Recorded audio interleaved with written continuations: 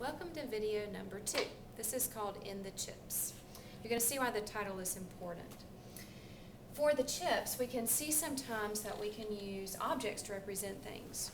So in this example, and in the investigation you're going to do in your textbook, you're going to see that a red chip represents -1. Sometimes you hear the term, I'm in the red, which means I owe somebody money or I'm in debt. So that's what a red chip is going to stand for. Black chip stands for +1. So keep those two colors in mind as we go through this lesson. Here's an example of what we call a zero pair. So when we put a red and a black chip together, it represents -1 and +1. So together it represents 0. Remember, that's very similar to what we did in the last video when we talked about opposites. Opposites like -1 and +1, both the same distance from 0, and the additive inverse. Remember, the additive inverse means that if we add two integers together, we get the 0. So think about other opposites.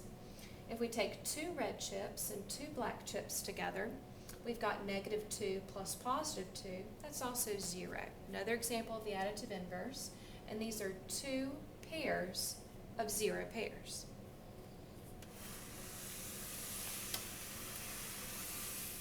Here's another example with a few more chips. I've got 3 red chips, which remember each represents -1. I've got 5 black chips, each represents a +1. So let's think about using the 0 pairs to help us solve this, or figure out what our net value is.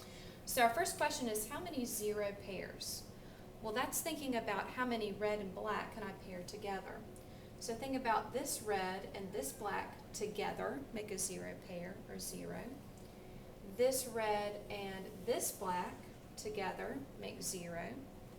And this red and this black together make 0. So our total number of 0 pairs is 3. Well, how many do I have left? Well, take a look.